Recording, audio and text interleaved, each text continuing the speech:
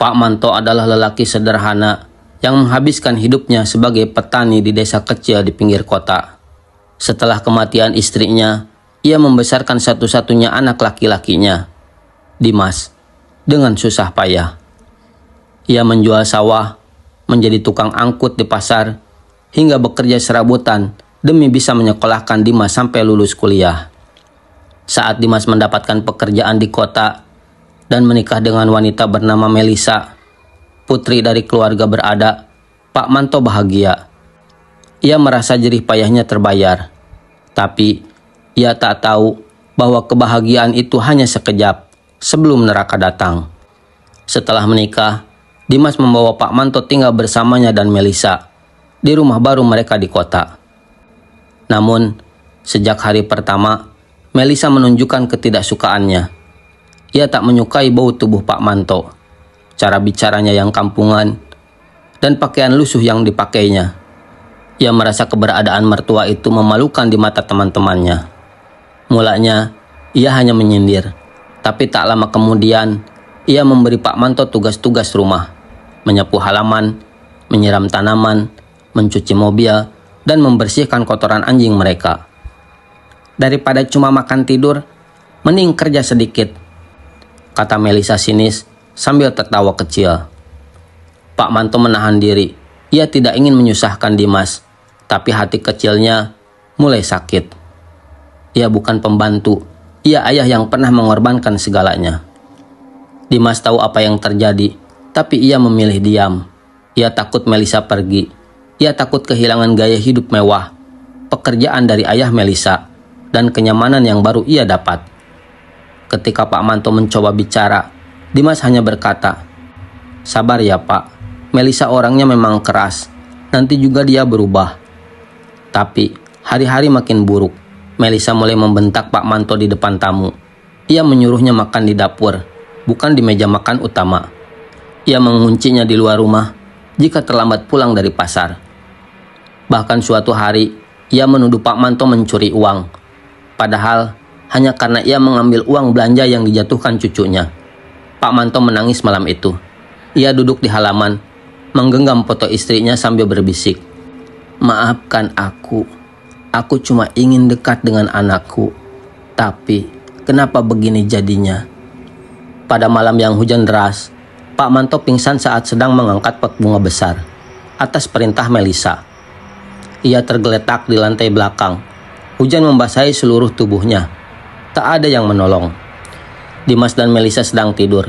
Mereka pikir Pak Manto tidur di gudang seperti biasa. Esok paginya, tubuh Pak Manto ditemukan membiru kaku dan tak bernyawa. Pemakamannya sepi, tak ada pelayat. Melisa bahkan tidak ikut ke kuburan. Dan Dimas hanya menunduk, tak sanggup menatap wajah ayahnya untuk terakhir kalinya. Tapi saat kapan ditutup, angin berhembus kencang. Orang yang menguburkannya mendengar suara lirih dari dalam liang.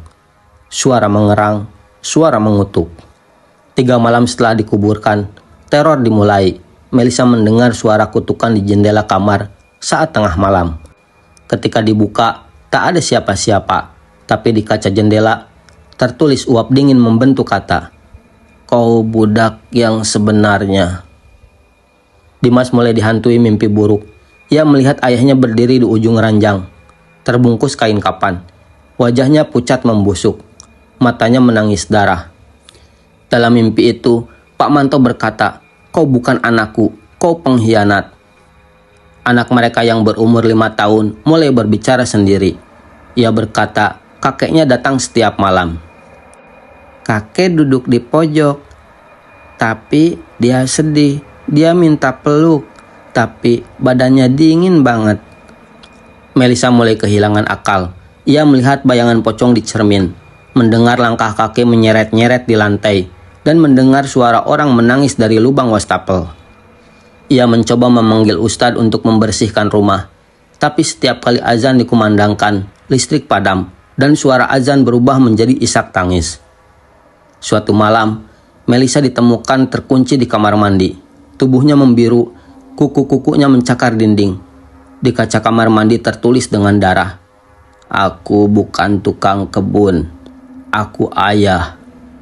Dimas ditemukan beberapa hari kemudian, duduk di ruang tengah sambil tertawa sendiri, memeluk bantal dan memanggilnya, "Ayah, maaf, maaf." Setelah kejadian mengerikan itu, rumah Dimas dan Melisa tak pernah benar-benar sepi. Orang yang lewat di depan rumah sering mendengar suara cangkul menggesek tanah di malam hari, seperti seseorang sedang menggali, padahal tak ada satupun pekerja di sana. Kadang, suara batuk-batuk tua terdengar dari dalam, atau suara sandal yang diseret perlahan melintasi ubin. Tetangga mulai ketakutan. Bu Reni, tetangga sebelah, mengaku melihat pocong berkain kotor melompat-lompat di taman belakang. Ketika mencoba mengintip lebih dekat, ia mendengar bisikan lirih. "Tanahku ini milikku, dan darah mereka belum cukup." Rian, anak laki-laki Dimas dan Melisa yang baru berusia 5 tahun, menjadi orang paling dekat dengan roh Pak Manto. Ia sering berbicara sendiri, duduk di bawah pohon jambu di belakang rumah. Ketika ditanya, ia menjawab, "Kakek ajarin aku nyanyi, tapi sekarang kakek sedih. Katanya semua orang jahat." Dimas yang mulai dihantui rasa bersalah, mencoba memperbaiki diri. Ia mencari ustadz, dukun, siapapun yang bisa mengusir arwah ayahnya. Tapi setiap upaya selalu gagal. Satu malam, Rian demam tinggi dan berteriak keras dalam tidur, lalu terdiam. Ketika dibangunkan, Rian hanya menatap kosong dan berkata pelan, "Kakek bilang aku harus pergi dulu, biar ayah dan ibu ngerasain sendiri." Beberapa jam kemudian, Rian meninggal mendadak. Dokter tak bisa menjelaskan penyebabnya. Jantungnya berhenti tanpa sebab. Kematian Rian membuat Melisa kehilangan akal. Ia mulai berbicara sendiri, tertawa di malam hari, lalu menangis seperti anak kecil. Ia merobek tirai, membakar foto pernikahannya, dan berteriak, "Kau puas, Pak Manto? Kau puas?" Dimas kehilangan segalanya. Rumah itu mulai runtuh, bukan hanya secara fisik, tapi secara spiritual. Tanaman-tanaman layu, air menghitam, dan binatang peliharaan mati satu persatu. Suatu malam, Dimas mendengar suara lonceng dari dapur, padahal tak ada lonceng di rumah.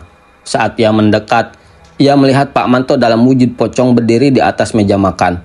Matanya bolong, dan dari mulutnya keluar darah hitam. Kemudian berkata, "Kau kubesarkan bukan untuk ini." Dimas menjerit dan lari, tapi setiap pintu terkunci. Ia terjebak, dan ketika pagi datang, tubuhnya ditemukan tergantung di garasi. Di tangannya tergenggam botol kecil, ia dan Pak Manto saat kelulusan SMA.